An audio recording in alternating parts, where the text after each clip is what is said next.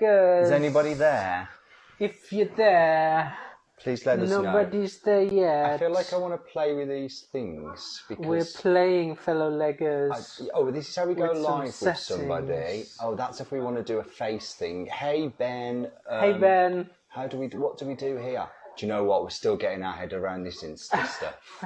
It's Perry O'Brien. Perry, can you hear us okay? Yeah, can everyone hear us? Are we loud? Are we quiet? What's the dealio? Hey Beth and Williams. What's the deal? Hey Juanita. Shakin' Blaken. That's a great name, isn't it? Shaking your bacon or shaking Blaken? Your Blaken.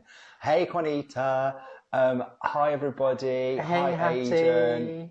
Cat Lil, it's nice to see you. Do you know what? It's so lovely that we get that people come back.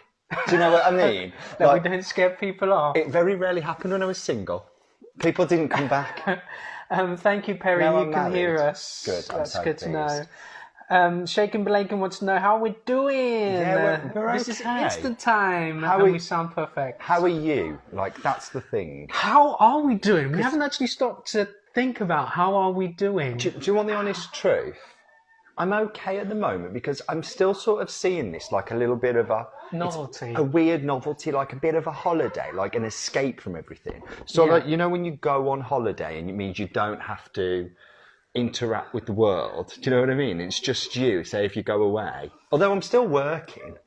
It's weird working from home. I think it's weird. That's the weirdest thing. It feels like one big long weekend at the moment, I think. It does. Is how I'm finding it. How are we doing? I mean, we're both here. You're all here. We're surviving. Which is good. We've got our health. We've got everything we need around us. The one thing we don't have is the theatre. Yes. So, although people are getting many a fix. The National Theatre Live on a Thursday evening. Yeah, releasing how about that, shows, Leggers? starting with One Man, Two Governors this week. Yes. Which is great. Maybe. There's so many people out there putting out amazing content right now and releasing stuff. The Hampstead Theatre have got Wild and Mike Bartlett's play. Fantastic. This week as well, and they've just recently done, is it You and I? We didn't see that play. We're being asked, how do we feel about the theatres being closed? I mean, obviously... And it's a real mixed blessing, I think, for us. Because as much as we love going to the theatre, we're passionate about the theatre, this doesn't pay the bills for us, right? So it's a hobby, really, and it's consuming, it really is. And we've got full-time jobs, and we've got the little leggers, and some nights, hand on heart, you feel like, I really just want to lie down, not go out, and then you've got a theatre commitment booked. And when we get there, it's fine. It's great. We have a great time, but sometimes it's like, Sometimes the stress of going to the theatre... I tell you what it is, theatre isn't a stress. No. It is the juggling of day jobs. Yeah. It is juggling not being based in London as well. So we're based in the Midlands, so going in and out of London is a big trek for us. We are saving so much money right now. It's unbelievable. We're getting to the end of the month with money still in the bank, which never happens. Because we're not having to spend it on travel and hotels and grabbing food on the way out. Hey Dave, Aiden. It's disappointing, but we've just said, after all of this, hopefully it will reignite the passion to go and do stuff again. So theatre will boom, hopefully, because don't it always seem to go that you don't know what you got till it's gone? I think, people are really assessing their lives. I think people are probably hitting a midlife crisis stage, regardless of their age, because we're having the time to stop and reflect and go, what's going on with me? We took so much for granted. What could I do? And just think, whereabouts am I in life? Yeah. What do I want to be different? What do I want to change? Yeah. And I think people who are smart do that. It's going to be, is it two types of people? There's the people who are doing the DIY, getting busy, cleaning, fixing, planning, and there's the people that are drinking and just watching Netflix and Insta Lives. And do you know what? We don't judge either. You do you. Yeah, you do you, friend. Do you know what? There might be some people on this that don't know who we are, because we are lucky enough today. So we're Hopefully, here to have a bit of chat. we're gonna get we this don't really going. Instagram. We're not very good at, right? But we're getting better. We've got you here to say we're going to sort of talk about and hang this off West Side Story, Which is playing in the background. We've got it on right now. Iconic film, and also available on Netflix. So keeping you guys going that can't have your theatre fix at the moment. We thought, do you know what? Go away and watch it. Let's all chat about it. Alexa, stop. That means me spuds are boiling. Potatoes You're going ready. to turn the spuds off. You've got to think about dinner, haven't you? Like whilst you're doing all of this. So. We put out that we were doing this, and luckily enough, we've got a lovely friend, Nikolai Foster, who is artistic director at The Curve, and The Curve did a production of West Side Story just this Christmas, actually. It's the most recent professional UK production of the show, and he's going to come and join us, guys, at 7:15-ish, if we can make this whole thing work. Hopefully, if the technology works. Yeah. And hopefully, if the technology works, this could be the start of something beautiful. Yeah, maybe we'll get more like this. Hopefully, he's going to come and talk to us about his relationship with the show and, you know, finding the film first, because I think a lot of people would have come to this with the film first. I know I did. Yes. You know, rather than seeing it on stage, I was shown it in English. Do you know? Actually, at school. My first introduction to this was a documentary of Leonard Bernstein. I think it's Stein. Bernstein. Stein. You tell us. Lenny. Good old Lenny. Lenny. Good old Lenny. Name the musical. One of my favourite musicals. Yeah, he's conducting an orchestra for a recording with José Carreras or something. José Carreras and Kitty Caranoa as well. It's like an hour-long documentary. It's on YouTube, I believe. And I must have been about 10 or 11. Hi, Di, don't go away because I'm going to talk about you in a second. Hello. My parents must have known that I was a big musical theatre buff, because I remember my dad had recorded it on VHS, on video. We watched it the next day, and I remember just being captivated by seeing them record this studio album, seeing them when they got it wrong, seeing this big opera star getting something's coming wrong, and then Lenny going, no, stop, do it again, and like, it's just amazing. If you can find it on YouTube, maybe we'll see. Yes, we'll turn the background music down. Sorry, it's fine until there's a musical number, and then it all gets a bit sort of red.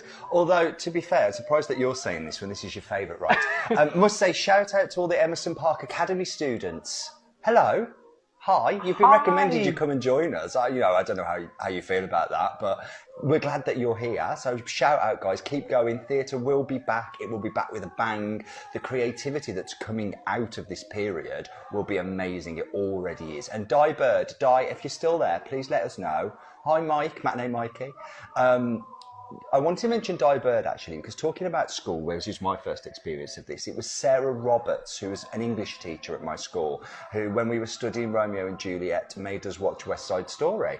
And that was my first experience of the show, like of the musical, of anything about it. And I must have been about 13, I reckon. So, Leggers, what is your first experience of West Side Story? Yeah. That's ours. That's when I fell in love with it. Someone's asking, are we excited for the reason I said Di, she worked at my school. Are you excited for the new movie version of West Side Story? Yeah, well, yeah, because why not?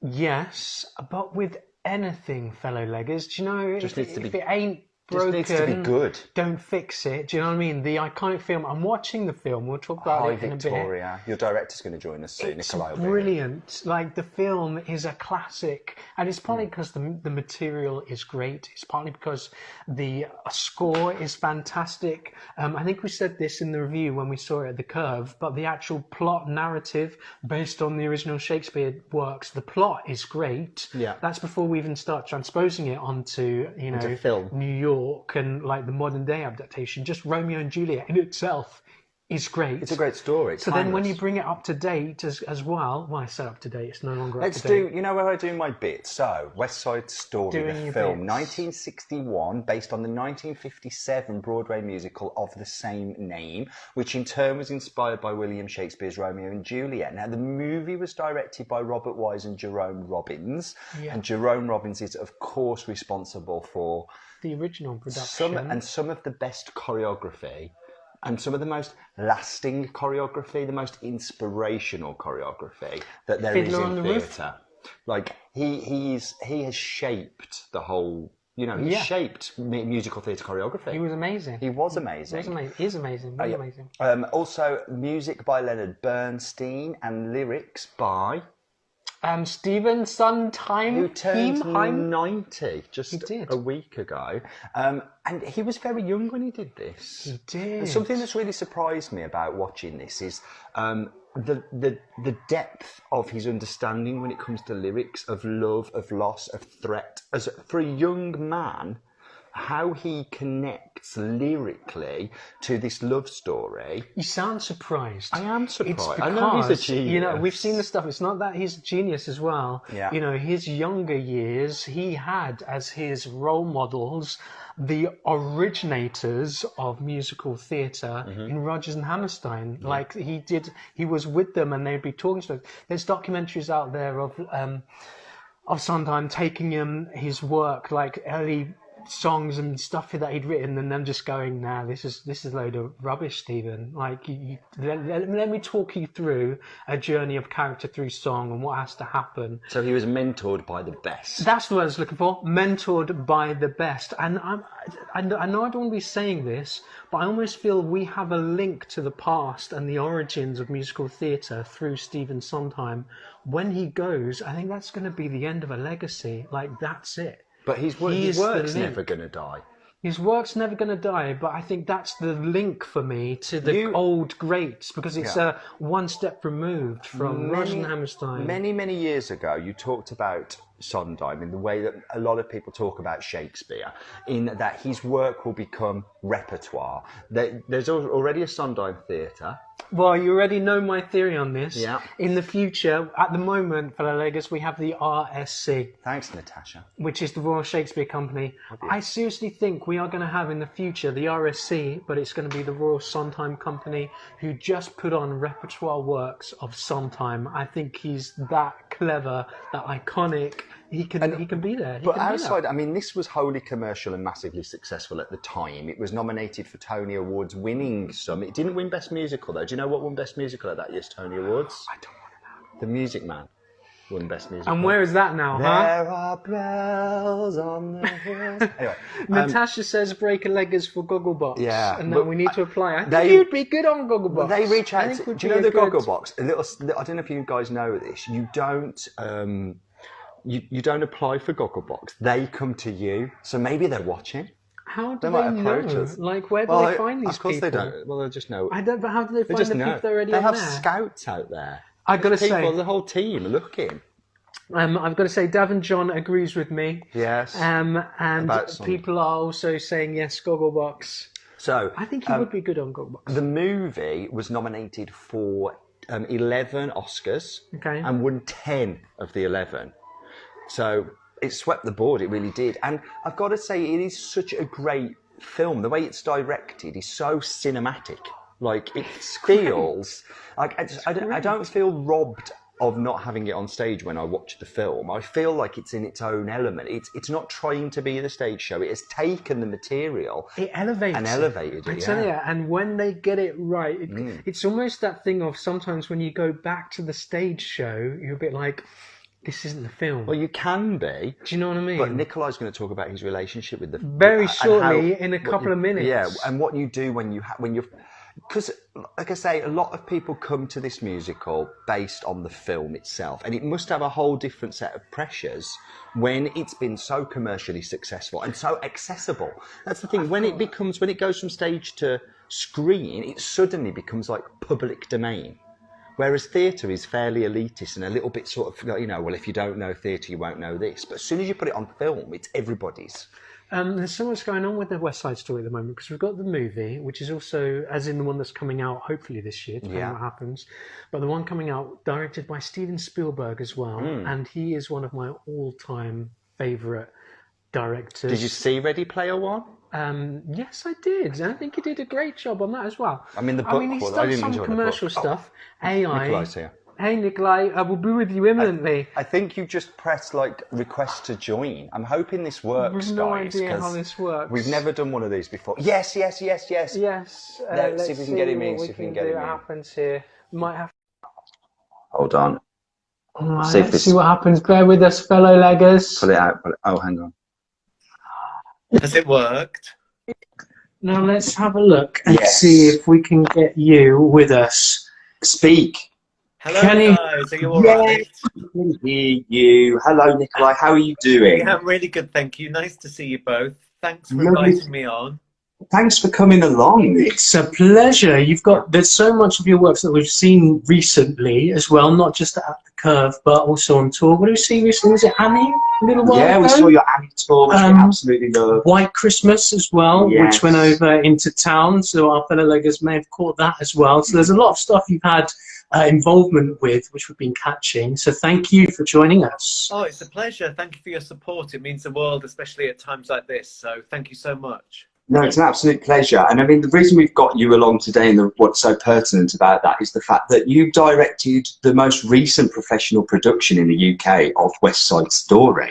Yes, it was our Christmas production at Curve. So feels like a lifetime ago now, as you can imagine, with everything going on. But yeah, it was our Christmas production, our most successful show we've ever done. So it was an incredible thing to work on, as you can imagine. Yeah, absolutely. I think for us as well, we've invited our fellow leggers because West Side Story, the film, is on Netflix, so everybody can go out there and watch it straight away. And you need a musical theatre fix to get you through a time like this. I mean, who doesn't? So we recommended everyone goes and watches it. But then it got me to thinking, the film is so commercial. Obviously, the stage musical came first, but the film was so commercial. It's probably people's first introduction to musicals. Oh, no, it's Frozen. No, hold on. Are you still there? Oh, yes, he's still there. Yes, got it you. just froze. Oh, bugger. But we got to thinking, what are the pressures when you're taking something which is so well known and so beloved and people know mainly from a film to putting it on stage? I think, I mean, honestly, the pressures are the same as they always are. It's you want to do the best possible production and you want to create something that's really going to inspire people and, you know, change their lives, hopefully for the better without being sort of too grandiose about it. But I think with West Side, the pressures were the same as they always are. You want to tell the story in the most imaginative, clear, exciting, visceral way, and you want to work with the most, you know, incredible group of actors, and you want to make sure that the design and the entire sort of look and feel of the piece is really spectacular and special. And I think with West Side, I think I always kept thinking in the back of my mind that if you can't do a good production of West Side Story, then there's something wrong with you, because, you know, the writing is so good, the music is, you know, you can't get better really. I mean, the sort of construction of the piece, the entire you know, all of your ingredients are world class, and if you sort of mess that up in the kitchen, then, you know, there's something seriously wrong with you and you need to go back to directing school. So it wasn't that we were complacent, but we knew that the material was world class, and you just had to serve it and do your best with it. You know, and we had such a phenomenal group of actors and an incredible creative team that really it was just a joy from start to finish, to be honest. Things that stand out for me were fantastic leading performers and also a fantastic musical director as well. How did you go about securing those? Well, George Dyer, who was did some of the reduction to the score to make it work with the 16-piece orchestra. I've worked with George for years now. I mean, we worked on Annie together. We did a production of Merrily We Roll Along at Theatre Clwyd. That must have been about 10 years ago now. So it's a constant joy to work with George, who was really well supported by Sarah Travis, Tony Award-winning Sarah Travis, who was our musical supervisor. And it was just incredible to see George marshalling that orchestra. I mean, we'll never, you know, the Sitz Probe is always such a special occasion when the actors come together with the orchestra for the first time. And on a professional level, I was just sort of blown away with the sound that George and his orchestra and Sarah created. But from a personal level, I was just so humbled and inspired and happy for my friend who was, you know, having the time of his life, you know, playing that incredible score every night. And there were there were moments where the band were revealed, and I think people enjoyed watching George and the orchestra play. I was going to say it was a performance in itself. What he did there, yeah, absolutely, and a key directorial choice, I guess, to say, do you know, at this stage we're going to reveal the orchestra, and we're going to see George in his moment of passion. Yeah, totally. And I think because the piece is so theatrical, and there were moments where you could sort of fly out the gauze at the back and see the orchestra and see all of that, and be reminded we're watching a piece of theatre. And it's a very the piece is serious. It has so much to say about the world we live in today, and to remind the audience that they're watching a piece of theatre and that we're all players, we're all culpable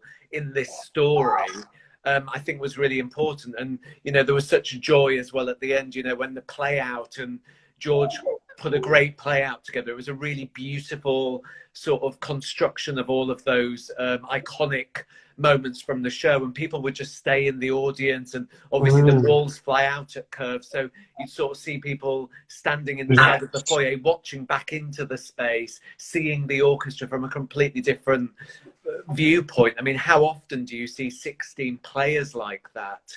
And often you're looking down at them in a pit, but these guys, you sort of see them right in front of you. So it was really spectacular, not only to hear but also to see.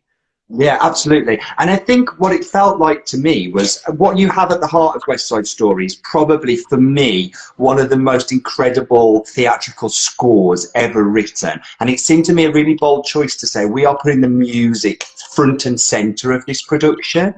Yeah, and it always amazes me, and I'm sure you guys, I mean, you see so much theatre, but so often the orchestra are in a pit. And I realised back in the day that they were in a pit for a reason. It was all about the acoustics and, the voices travelling out over the pit, and then it all sort of blending in these wonderful sort of jewel box sort of, of theatres. But nowadays, with modern technology, we don't need to do that. And if you're doing a musical, the most important part, or one of the most important parts, surely, is the music. So you either want to see the orchestra on stage, or you want to see the actors playing the instruments. You want that to be a sort of integral part of it. And I think so often they're just sort of stuck out the back or in the pit, and it always seems a bit perverse to me, because they are, the music is the center of a musical, in the same way that Shakespeare's language is the center of a play by William Shakespeare. So you want to make sure that that most important aspect is sort of front and center, it feels to me. So when it was always your ambition to do a great production of West Side Story, was it your first production of West Side Story? No, I'd actually had a bit of a warm-up on West Side. Well, actually, when I was at drama school, I actually, even though we were on an acting course and none of us could sing, Tom Hardy was in my year, and he actually can sing. And I hope one day Tom will do a musical, because my goodness, he's got an amazing voice. But the most of us, you've got an in there. You need to get Tom Hardy. Yes, we need to get him to Curve to do a play at Curve. That'd be amazing.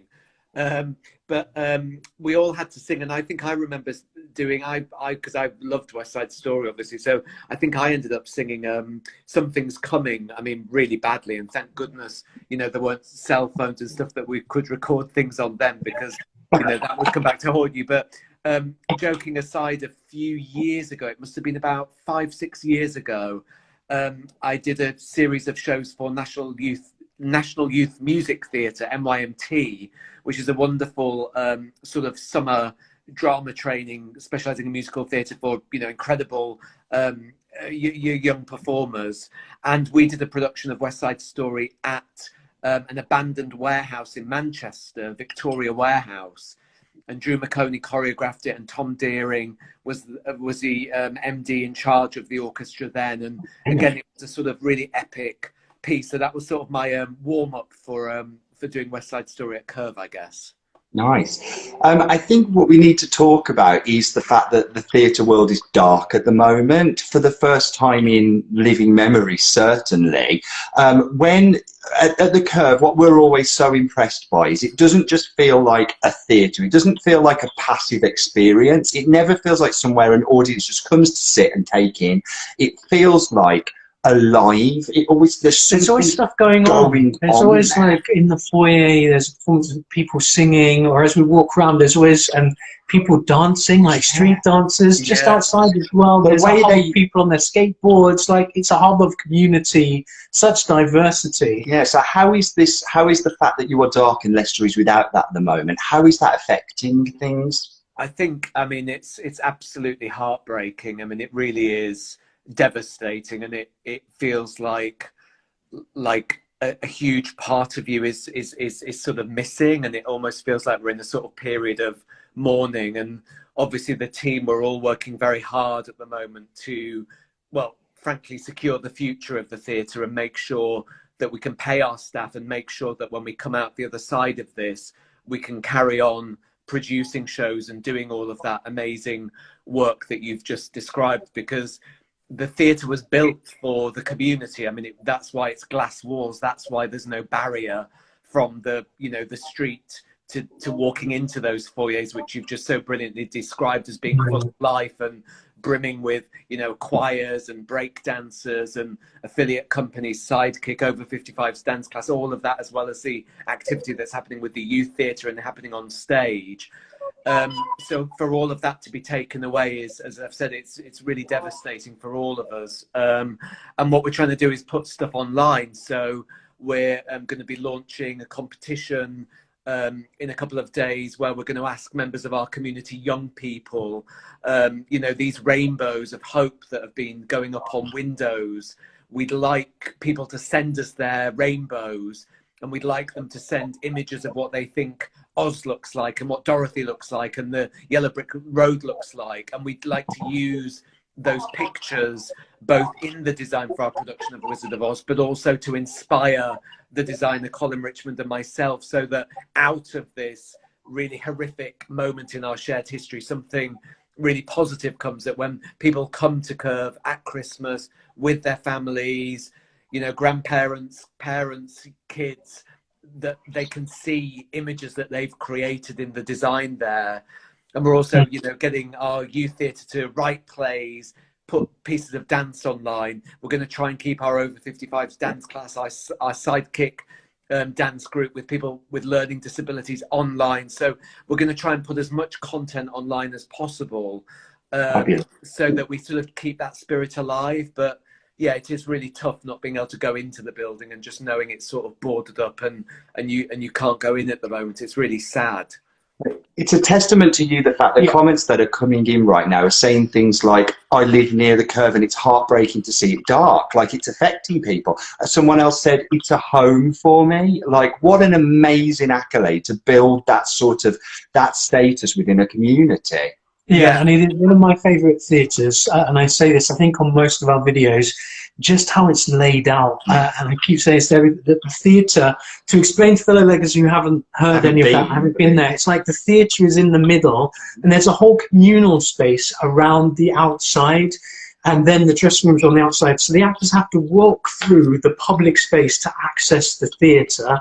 And as well as that, there's big shutters that open up to display right through onto the stage and into the wings, that usually open up after the show. I think that's right, it's usually when it happens. So it's like you get to see the magic of what the backstage that you don't usually get to see. It is magical. You're in it, and it's magical, it's collaborative, it's transparent. It's just an amazing space. Yeah. So I suppose the question becomes, what can we do and what can we ask people to do to support and to secure your future?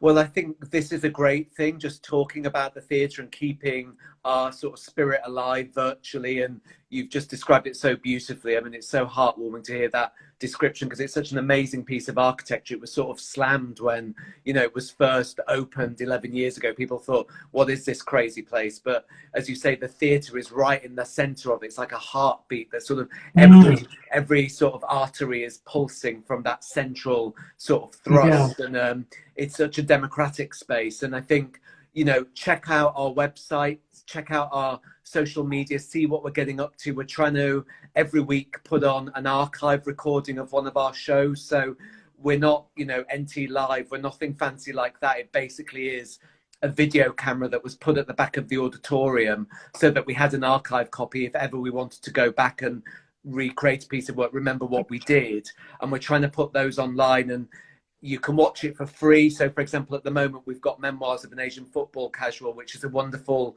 play that we did a couple of years ago, Leicester set, triumph over adversity, society rising against sort of racism and stamping out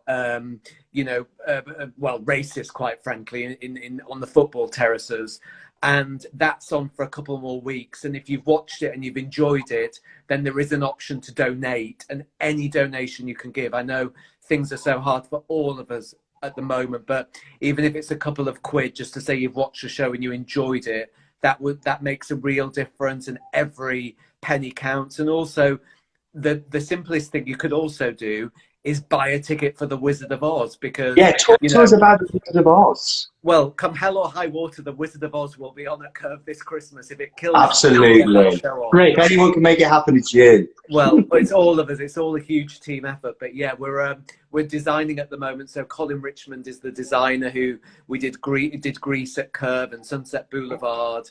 Kay Magson is our casting director, and before all of this kicked off, we'd got all the casting breakdown out. So now we've got all the submissions coming in from actors. So we'll be working out, are we going to be auditioning people over Zoom? Is it going to be a really brave new world where we find new ways of auditioning people for our production? Interesting. Of course. Wow. Yeah. Because you have to consider these things now, because obviously we're not sure when we're going to be all allowed out of our houses again and can go back to work. So these are all things we're considering. And the world of Kansas, we've been thinking of the photographer Dorothea Lange, who was photographing the Great American Dust Bowl during the Depression. And if you check out her work, it's this really sort of vivid, real, rich, true world. And we'd like that to be our Kansas. And then, as I say, using children's drawings, and hopefully they'll send in their incredible work over the next sort of coming weeks. Colin and I will use that as a springboard, as an inspiration to create the sort of most vivid, colourful, epic, sort of most theatrical version of Oz you could ever imagine, but all seen through, I was going to say Judy's eyes, all seen through Dorothy's eyes, and creating this, really vivid, epic production. And, now more than ever, we want it to be a production where you can come along and just escape and go to this other world where, we can all just be safe and enjoy being together and hear these incredible songs and be with these iconic characters who we all have grown up with and love. Yeah. It's so needed right now. And am I right in saying it's the first production outside of the Palladium of Andrew Lloyd Webber's score? Yeah, it's really incredible. So obviously this Palladium production that Jeremy Sams directed and Tim Rice and Andrew Lloyd Webber made some additions to. This will be the first time it's done outside of London, and again it's a massive testament to everybody who comes to work at Curve, the actors, the directors, the choreographers, everybody, that Andrew and his company Really Useful Group felt, alongside our co-producer Michael Harrison, that they could trust us with this production to do a brand new version. And again, like West Side Story, it's an amazing sort of set of ingredients, so we can't wait to sort of get cooking and get out of our houses and start making magic again. Yeah, and Red Shoes Blues, I've got to say, is one of my favourite numbers from that's the Additions. That's such a great song. Like, it's just it gives the Wicked Witch of the West that moment. I just love it, absolutely love it.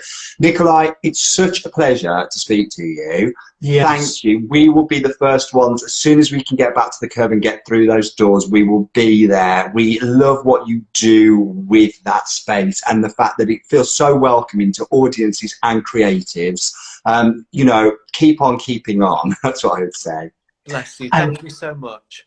Thank you for joining us. It's a pleasure. It's my first live Instagram, so I've broken my virginity on Instagram. Thank you so much. It's happening. This is the burst of digital communication this time, I think. Exactly. Collaboration. Have a great evening. It's so nice to see you. You too. Thanks so much. Great work. Bye. Thank you. Bye. Thank you, Nikolai. Well, there we go, fellow leggers. Shall we have 1 second? Let's get comfortable. Let's get comfortable. Can you still hear us? That's Can you the question. still hear us Can someone now? please let us know that they can still Hey, hear how us? you Hey, doing? Martin. Please, can you let us know if you can still hear us? Well, that was nice. Wasn't that nice? See a bit of to see Nikolai. Yeah. And talk about the Curve Theatre and a bit Yeah. of West Side Story. We Yeah. didn't ask him. Some people have said, "Is there it going gonna to be a transfer?" And we didn't get to talk about it. I'd did imagine. we? I'd imagine that right now, like everything is up in the air. Like any plans, best laid plans. His ambition is going to be to get Wizard of Oz on, which is Christmas. Onwards and upwards. You know. And I guess they can hear us. They can hear us. Great. We can relax. Thank God. So I'm thinking, Yeah. absolutely, and that would be a theatre's main thing because that's the next big show, which is going to bring in revenue. Do you know what I Yeah. mean? That's their pantomime. But also to entertain at Christmas. Like families go to shows at Christmas. And not everybody wants to see a pantomime. No. And it's great that they did White Christmas White a film. little while ago as well, I feel. So yeah, that was a nice little chat. Isn't that a nice little chat? Um, So West Side Story, yes. Hopefully we've spoken a little bit about it. I mean, the film is great. It's on Netflix. It's long. It's 2.5 hours. And do you know what? There's an intermission in the film. Like there's an actual screen that comes up and it's like intermission. Is there? Yeah. I missed that bit. Did you Was miss I in that the bit? kitchen? I think you were. Do you know doing what I did notice was at the very start, the overture, and there's literally 5 minutes of overture. It doesn't have anything on the screen. It's just the music, and we've got like this drawn silhouette of New York, which I thought, wow. Back in the day, that would have been something because usually you have on there like Credits, the producer, the director, starring. stars, But there's like, no, we're gonna let the story sell itself. I wonder if it's one of the earliest ones that didn't have any credits at the start. Just said, you must listen. This is what it is. Yeah, the overture does take a long time. It is a big overture. There are none No, at all, no, it's strange, isn't and it? the music is amazing. Right, talk. The overture took forever. Yeah, it does take And I forever. think if you don't know the music, that must really suck. Is But that if you know the music, then you're like, oh yeah, this is nice. It's beautiful because you. 1 second, am I right in saying that that's Max Harwood? Is that Max, star of Jamie Harwood? Like, As in Max Harwood, who we came. when we went to Sheffield to do the filming day, And you were down in your limo. in your limo back and forth all day with Sarah Is it that Lancashire. We're like, oh, back up the hill you go. That was a long day. It must have been a long day, but it was an incredible He day. looks What a very great. attractive, so it looks like it could be the Max Harwood. Flirt Don't him. need to embarrass you. If that's you, say hi. But that's a treat. Keep it down, yeah. Keep it down. I'm right here. What are we talking about? What are we Keeping down? talking about? So yes, guys, talk to us. Like, what's her? The new West Side Story. Yes, with the. Oh, now this is what I was thinking about this earlier. The Mhm. new. Will we be seeing the new In the Heights? Absolutely. I think what we want to do is we want to try and see more movie musicals. Yes. Since Cats. Did you check that out our Cats review? Classic movie musical. I think, and plus the trailer of In the Heights looks fantastic. I mean, that kind of looks like a modern day West Side Story because they're all in the streets, they're dancing in the streets, it's hip and it's cool. What are you laughing at? I'm laughing at John's comment that his hair's like a burst couch. I love that. About a week before lockdown, I managed to get a haircut, which was really lucky. My lovely hairdresser, Paul, managed to squeeze me in, which was very lucky. But I don't know when I'll get the next one. Like I said to you the other day, we have to cut your hair. Has anyone done any self haircuts yet? Yeah, you're gonna have to watch A YouTube video, to yeah. see how to. I don't have any hair anyway, so it's not gonna, it's not gonna be an issue for a while. In the Heights has been postponed because of the virus. Yeah, it sucks. So much has been postponed. But we will get that. Like, it's in the can, isn't it? It's ready to rock and roll. It's finished, edited, the whole shizzle. What's your favourite song from West Side Story? I've got one. Well, I think there's a number of great ones. If I'm watching the film, Cool is a fantastic sequence. I think that sequence in that kind of parking lot, at that moment where they're kind of doing the jumping, coming towards the camera and the camera's moving, is such a climax. Yeah. It's amazing. However, favourite song for me to listen to would be a fantastic rendition of A Boy Like That into I Have a Love. I think it's just such a beautifully written musical sequence to listen to, and how it moves the narrative along and supported by the score is genius, like pure genius, like for me. How about God for you? level. For me, it's Something's Coming. Like, I absolutely adore Something's Coming as a number. I think it's incredible. Here's a little treat for you, fellow leggers. If you hop over to YouTube, don't go right now, but if you do hop over to YouTube and you put in Dead Certain Rugby Theatre, you will find a trailer of a play that I directed, 4 years ago now, maybe more. So 4 years ago. And Leg Nathan, who was at least 10 pounds heavier at that point. was I? Yeah, you were. Gosh, that's. I mean, sorry, like, I'm not saying, but you were. Like, I noticed the other day, I thought, you've lost weight. This is why I don't watch our early Lego videos. But you will see a video of Leg Nathan doing some Jerome Robbins inspired choreography for a trailer of a play that I directed by Marcus Lloyd, and he puts, it's a play called Dead Certain, and it's incredible, and puts West Side Story at the heart of the entire play. The play is a bit of a thriller, it's a two-hander, it's a bit of a mystery come thriller come psychological mind, I nearly said the F word then, but it's amazing, and I had no choice but to cast this one. Because I had this one, Olivier Award-winner and Nathan Dowling, I put Something's Coming in it and shoehorned a number in. And when I told Marcus Lloyd, I thought, oh God, he's going to be so offended as a playwright, I'd say, you know what, took some liberties and I shoehorned a number in. And when I explained how I'd done it, he said, I wish I'd have written it in. He said that he wished. Did he say he wished he'd come to see it? And firstly, he does he does try and see every production that's done. We've met him since. Yeah. He's a lovely guy. But yes, so there's that. Also, Davin John says that their favourite song is Somewhere. Yeah. Orange Peas says their favourite song is A Boy Like That too. But having seen the Curve production, G Officer Krupke was the highlight. The Curve production done in a vaudeville sort of style, wasn't it? It was. It was a number on it. It was like a theatrical number in the piece, and they really hammed up the fact that it was that you were watching a show, and the curtains came in, and there was a lot of vaudeville back and forth. Which is a good, interesting approach. But they had Carly Mercedes Dyer as Maria, as Anita. They did. And she got our Breaker Leggers Award. She did. We saw her twice last year. Because we saw her in the View upstairs. Yeah, that was a great musical. At the Soho Theatre as well. Yes. West Side Story, Matinee Mike says, was the first show that he saw at the Grand Theatre in Wolverhampton with school. And when the gun went off, he beat a brick. Shouted. Oh, a brick. When the gun went off, a teacher shouted. Do you know what did you refer to that teacher as going forward? I'm sure they never lived that down. They probably just wanted to keep teaching up after that. Also, where's that video again, Simon? YouTube, Dead Certain Rugby Theatre. Type that in. It's a trailer. It's about 2 minutes long, which I directed. While you're there, we should look at our other trailers as well. And look at Bent Rugby Theatre. That's another trailer we did. That's one that I directed. So Dead Certain Rugby Theatre and Bent Rugby Theatre. Make a note. Check them out. Yeah, don't go our little trailers. Like we like to have you here. Also, guys, how are you finding your time? Like we've been in lockdown for, I think this is day 9 since we were in complete lockdown. It feels like a lot longer, doesn't it? To be fair. How is it only the 31st of March still? Like, gosh, it's all happened in March. Still March, yeah. March sucks. March 2020 will go down in history. I want to say that was quite nice having Nikolai. Because you didn't have to talk to. Well, no, I just think it's nice for Leggers. You know, maybe we should see who else we can get. Yeah. Maybe we should have a chat to see. Well, Max, hopefully. If he's a viewer, maybe we'll reach out to him and talk about the Jamie movie.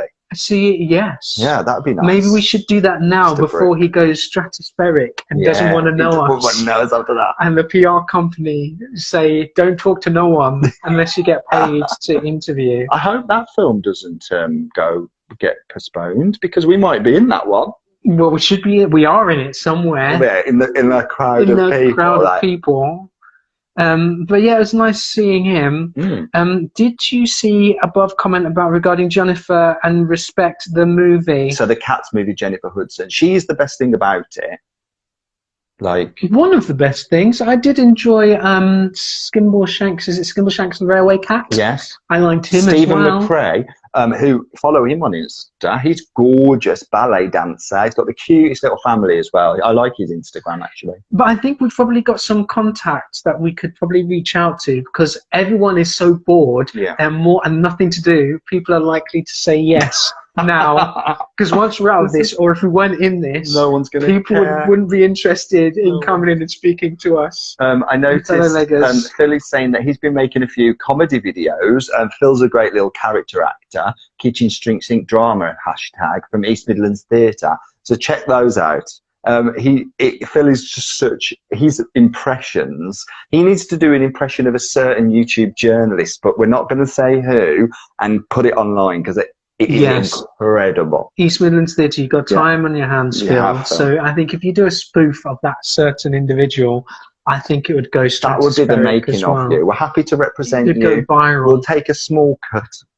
So people are saying bring Max on. Well, so no pressure, Lego Simon. I've got to reach out now. But if you can reach out and make that contact, then who knows? That'll be something to look forward to. Are you enjoying these things? Do we need to hang it off a movie musical, or do we just want to chat and try and get people, or do we just have these things as a chat, like, or do you like the idea of us reaching out and we're all having a shared? The reason I like the whole let's watch a movie thing, West Side Story's just done over there. They're in the process of raping Anita. Yeah, which is pretty traumatic, isn't it? It has turned heavy. Do you like the idea of like us saying go and watch this so we have this shared experience, or just chat? So you're saying just chat? Just chat. I'm thinking just chat as well. Maybe try and get some guests on just to break it up a bit, right? Try and get a couple of best guests. Couple of guests. Okay, Juanita. I just thought you'd be. Davin John says the same. Juanita says the same. Yeah. Just chat. Maybe we should just chat. I'm feeling Maybe we should. What's your favourite Sondheim song? What's your favourite Sondheim song? Do you know what? I love, in terms of Sondheim musicals, he's done some great stuff. A big unknown one for me would be Passion. I'm a big fan of Passion. The Maria. Yeah, you are. I'm trying to get some of the comments, but I can't get them. Can I get them from here? So the version I love is the Maria Friedman and Michael Ball version. The narrative of that, I think I'd love to do a production of that. I'd love to direct that from start to finish, maybe get rid of the interval so it's one long journey. I think it's amazing, personally. And there's some amazing sequences in that. I think you were asking me the other day, Lego Simon, like, what's the one number that people can sing as a standard? And I don't know if there is one. You know, there is the one, Loving You is the standard that they do. I remember the name of it now. Michael Ball Loving You is, Maria Freeman sings it originally, but Michael Ball sang it on one of his albums, and he sings it at his concert, saying that all the best songs of Sondheim are always written for women. So he sings that as one of his standards. Yeah. So what's your favourite Sondheim song? Oh, God. You know, it's really hard for me to choose just a single Sondheim song. I mean, I'd have to probably go for... we had a song at our wedding. Yeah. Do you remember? Were you there? We had one from Once. No. Yeah, we did. No, we walked down to Once. No, we did. Yeah, we did. So what other ones? When we signed the actual thing, we had one from Roadshow, right? Oh yes, You Are the Best Thing That Has Ever Happened to Me, which is such a little known Sondheim song. Musical. I mean, no one really knows Roadshow. It's Roadshow and Pacific Overtures aren't done very often. Like, they're not done as much as the others, and maybe the Frogs. Like, they're not ones that say, like, I'm done seeing Sweeney Todd now. Like, I'm literally done with it. You're done with Into the Woods? I'm so done with Into the Woods. Like, please don't give me another Into the Woods revival, because I don't need it. Like, I can't imagine. It's been done in every single conceivable way. I just can't do it. I would love the idea I love the idea of doing a quiz, but it's such a lot of bloody work. I mean, you say it's not, because you do so much of the work. We just grab one from like YouTube, because YouTube have got all sorts of musical theatre quizzes where they give the answers at the end, and maybe we should be involved in it as well. We answer the questions. I love musical theatre quizzes. Do you? Yeah, because it's the only thing I'm good at. I'm not good at quizzes, but if it's a That's musical not true. theatre quiz, I know you quite intimately. I've got to say hello to Aidan Lowe, who says that they are in the panto as a dancer Oh, brilliant. in Cinderella Well done, at Wolverhampton Aidan. Grand this Christmas. So hopefully we Right. shall see you. Yes. And we're going to have to come by and say hello. Yeah, now we that, had Scott with us earlier from the Grand. Actually, Scott Bird dropped by. Not personally, like, because people aren't allowed to come here. It's like prison or something. In the chat is what I meant. In the chat. Juanita is saying that they're going back through all of our reviews, our YouTube reviews. There's a lot. Don't go too far back. Where would you say it They're a gets bit good? cringy. Probably around Hamilton. I'd say the you first can watch time we from watched Hamilton, onwards. it starts to get okay. Yeah. Chat and a drink. Now that's an idea. Cheers. Matinee Mike. Maybe we should all just grab a drink and have a chat. Broke down watching Passion. So embarrassing. Is it that emotional? I think it's that good. Really? I've never seen it, but I listen to it, Yeah. and I can see I can picture how good it is, and that it's all there. Absolutely, I think it's all there. The original production of Sondheim's Pacific Overtures is available to view on YouTube. Interesting. I just thought it's not. Wow. It's just not very accessible, is what I've heard. Pacific Overtures. It's quite a hard one to get on board with, and I do find sometimes Sondheim a little bit bewildering. I think a lot of Sondheim is in the production. You've got to see it. If you just listen to the numbers in isolation, you're a bit like, what's this about? But you've got to see it in the context of the show. So I imagine it's pretty much the same. Who has been your biggest disappointment in terms of show? What do you mean by who? Who has been your biggest disappointment in terms of? I don't know what you mean by people who. we saw and we thought, oh man, you sucked. I mean, we rarely, like, do you know what? Credit where credit's due a lot of the time, and we always want to enjoy it, so we try to see like a show we really wanted to see, and then we deflated after seeing it. Probably Only Fools and Horses was a major disappointment. What? Do you want a different one? That's too obvious. Because everyone knows we hate it. For me, Equus. Which is surprising, because didn't it win the Offie? It won an Offie. But the thing is, you didn't like it. No. I thought it was good. Yeah, I think it wasn't. I don't even think it was the production per se. It was just the script, like the text, just felt so inaccessible to me, and I wanted to like it, and I just couldn't. Tony's just been shot. Spoiler. Yeah, Tony's dying. Yeah. We've got West Side Story on in the background, and he's not looking good. Bit pale. Pale. What are we saying? Who has that's not. Know. Are you going to be watching NT Live this week? So from what I understand, is they're putting up a show from Thursday to the following Thursday. So if you can't tune in to watch it live, you can catch it whenever you want to. Yeah. And I would like to, because I think, is it One Man, Two Governors this week? Am I making that up? Yeah, that's right. And James Corden. I haven't seen that production. I didn't see that, so I'd love to see their mastery of comic play. Yeah. Adam's Family back on tour. Yeah, hopefully we're all back on the road by then, aren't we? All right, I think we need to start wrapping it up. We do. We need to go and eat. Yeah, we've got to. Well, I say eat. I've got to actually cook. Yeah. We've got to go and cook. I'm so glad that you're all okay. And everyone seems fine. Well, we're hoping that you're okay, because if you weren't okay, you wouldn't be able to talk to us. You wouldn't be here, would you?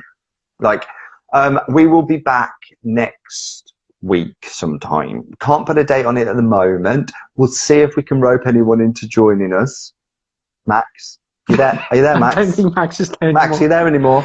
You kind Max! of like, oh, they found me. Max! But we'll see if we can track someone down. Yeah, to come and say hi and just do a bit of a guest spot, just to break things up for you as well. We'll see what we can do. But we love you.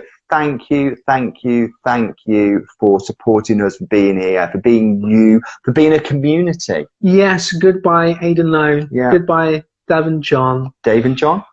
Is it Dave and John? Dave and John? I thought it was Dav and John. No, I think it's Dave and John. Yeah. Is it one? Are you one person, it's Dave and John? Or are they, It's like a Gollum situation, right? An eagle.